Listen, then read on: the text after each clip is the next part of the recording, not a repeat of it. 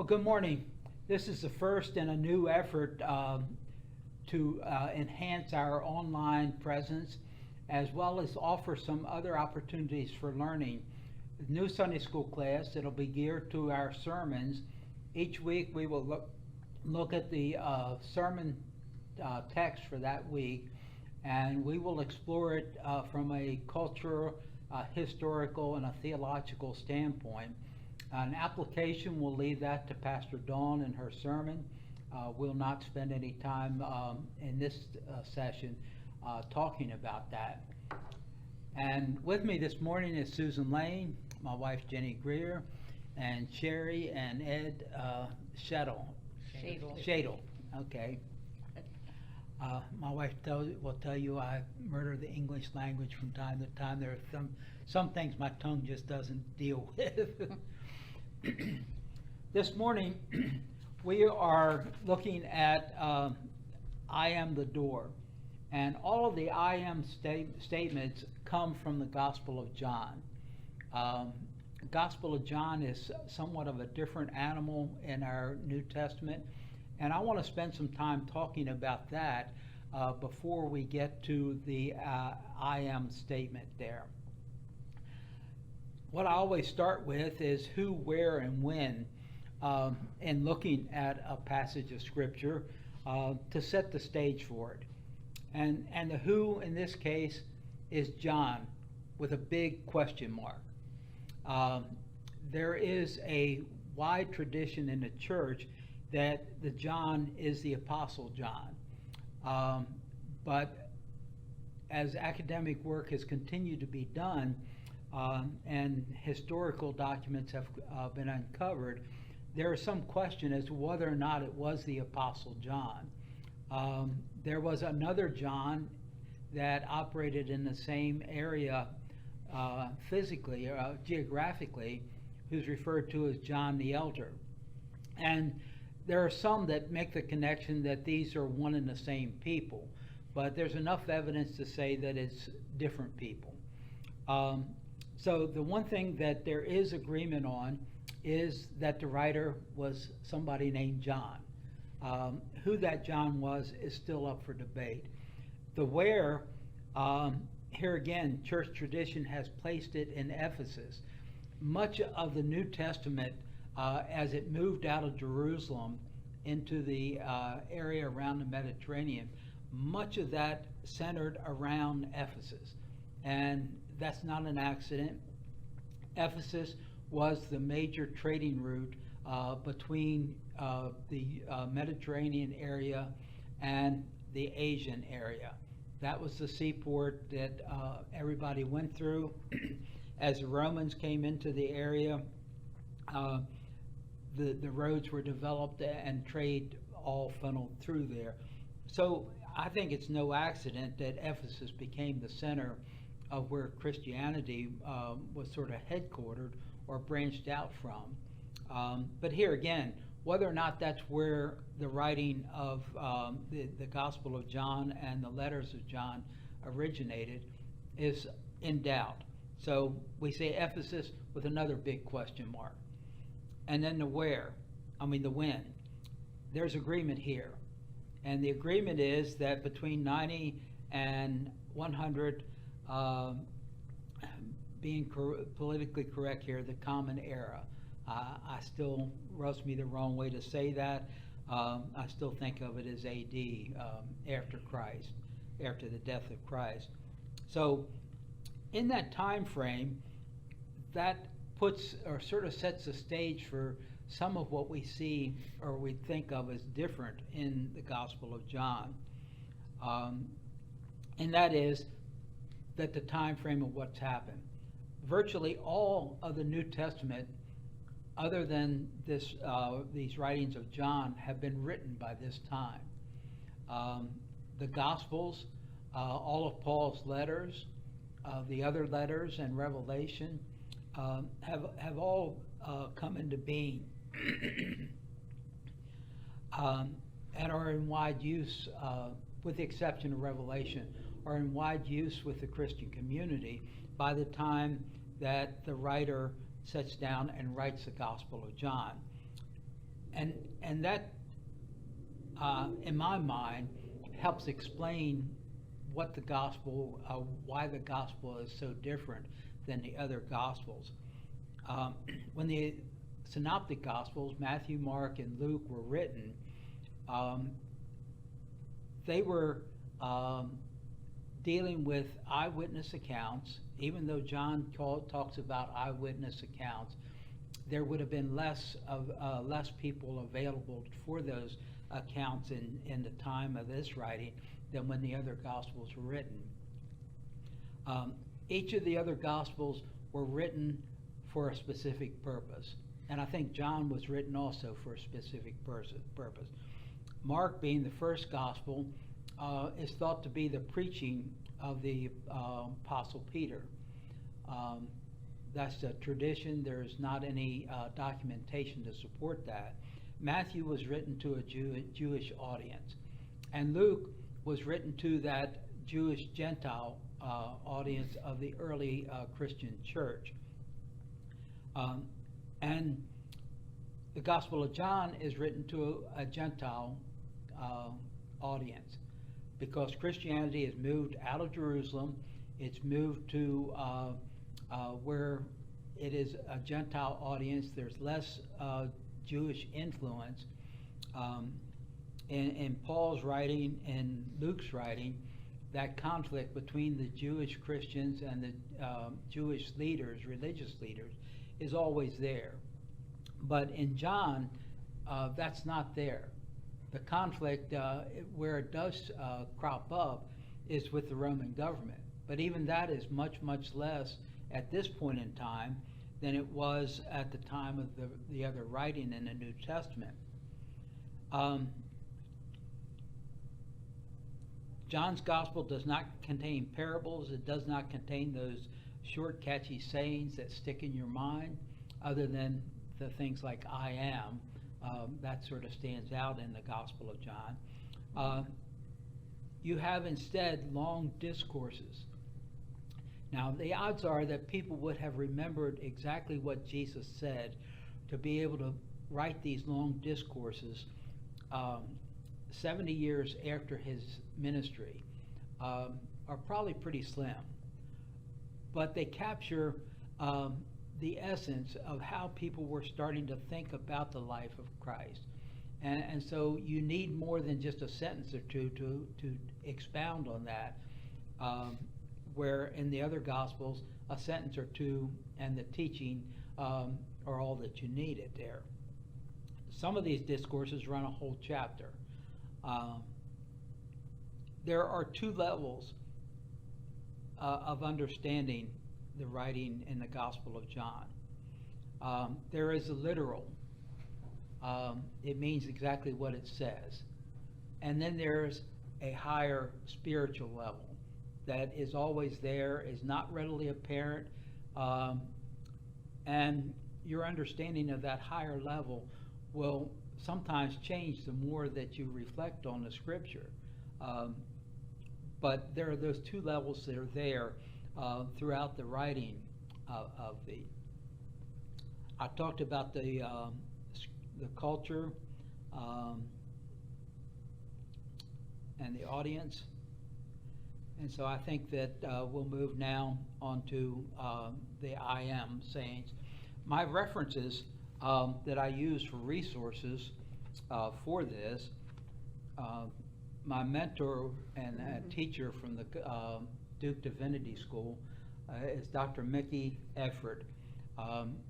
He taught, until his death, he taught the New Testament, or the Scripture Bible teaching at the Divinity School, and I just thoroughly enjoyed his teaching there. He was down to earth. The only textbook that he ever brought to class was his Revised Standard Bible, and that's what he taught from. The other resource that I use is William Barclay's commentary on the New Testament. This has been around for a long time, and it is somewhat dated in the language. It is not an inclusive language. It is male-oriented. This was written in the early 1900s that William Barclay did his study. Also, before the Dead Sea Scrolls were found, when he did his writing. But he has a unique ability to bring background information into play so that you understand how the scripture is set. And that's why I turn to Barclay on a regular basis for that information.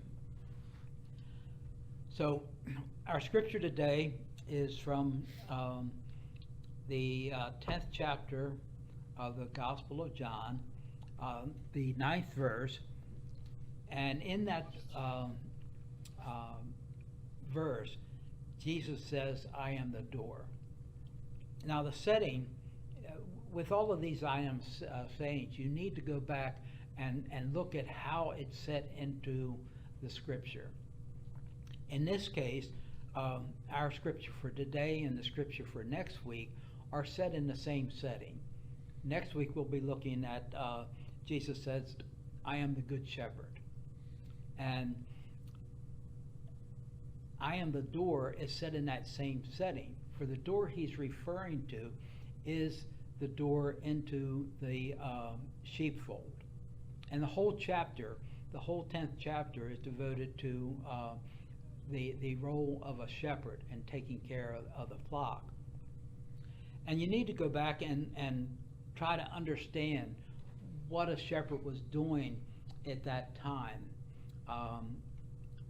The shepherd would be out by themselves many times.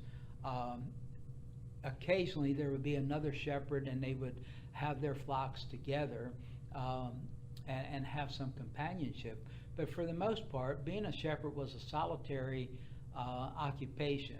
Just you and the sheep out there in the grazing the sheep and looking after the sheep and taking care of the sheep. At night, you needed to safeguard the sheep. And there were two ways that they did that. One would be to find a natural formation in the land where there was an indentation and you could close off with a minimal effort with some brush and rocks and whatever. You could close off and make a little a corral, is the best way I can describe it, with a narrow opening.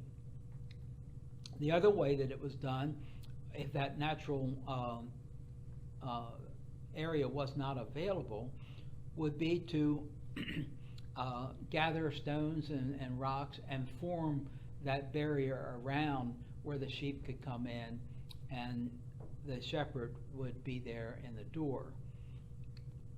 I'm going to talk some more next week about the role of the shepherd in bringing the sheep into the fold.